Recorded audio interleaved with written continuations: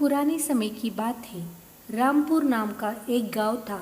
उस गांव के पास एक घना जंगल था जिसमें राजू नाम का तांत्रिक रहता था। उस तांत्रिक को अपनी तंत्र विद्या पर बहुत ज़्यादा घमंड था कि वह जिसे चाहे उसे अपने वश में कर सकता है और जिसे चाहे उसे मार सकता है। गांव वालों को यह बात पता चल गई कि राजू तांत्रिक अपनी तंत्र विद्या का इस्तेमाल करके गांव के युवकों को एक एक करके अपने वश में कर रहा है और कुछ समय बाद ही उन्हें मार देता है। एक दिन रात के समय में गांव के लोगों ने एक टोली बनाई और उस तांत्रिक को मारने के लिए उसके घर की ओर चल दिए। जैसे ही वह सभी लोग उस तांत्रिक के पास पहुंचते हैं तो तांत्रिक उस समय अपनी तंत्र विद्या में लीन होता है और तभी गांव के लोग उसे मिलकर उसकी कुर्सी से बांध देते हैं और आग लगा देते हैं। वह तांत्रिक वहाँ उसी कुर्सी पर तड़प तड़प के मर जाता है। गांव वाले सोचते हैं कि अब उन्हें उस तांत्रिक से हमेशा के लिए छुटकारा मिल गया।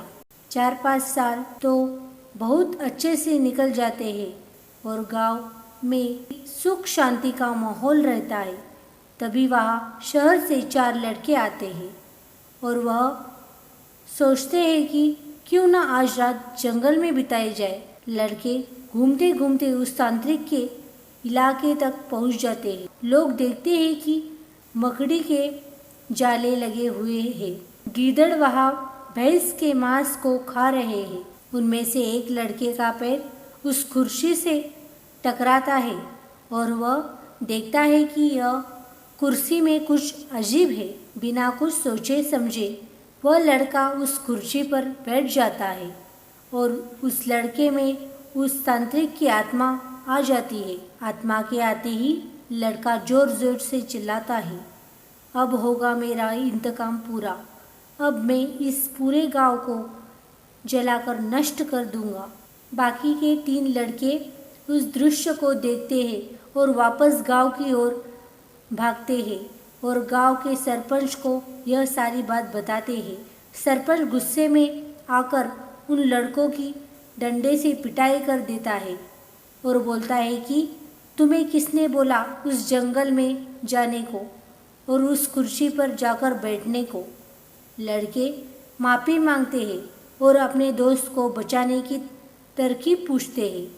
सरपंच बताता है कि अगर वह लड़का उस कुर्सी पर से उठ जाए और उस कुर्सी में तुम लोग किसी तरह से आग लगा दो तो शायद तुम्हारा दोस्त उस तांत्रिक की आत्मा से चंगुल से बाहर आ जाएगा। इतनी ही देर में वह लड़का तांत्रिक की कुर्सी के साथ उड़ता हुआ गांव में आ जाता है। तीनों लड़के उस आदमी से गुजारिश करते हैं कि वह कुछ समय के लिए तांत्रिक के सामने आ जाए। वह आदमी मान जाता है और तांत्रिक के सामने आकर खड़ा हो जाता है। जैसे ही तांत्रिक की आत्मा उस आदमी को देखते ही वह कुर्सी से उतर जाती है और मौका मिलते ही तीनों लड़के उस कुर्सी पर मिट्टी का तेल डालते हैं और आग लगा देते हैं, जिससे उनके दोस्त की जान बच जाती है और गांव के लोगों को भी उस तांत्रिक की आत्मा से छुटकारा मिल जाता है। दोस्तों, हमें अपनी विद्या का सही उपयोग करना चाहिए। कोई भी ऐसा काम नहीं करना चाहिए जिससे दूसरों को हानि हो।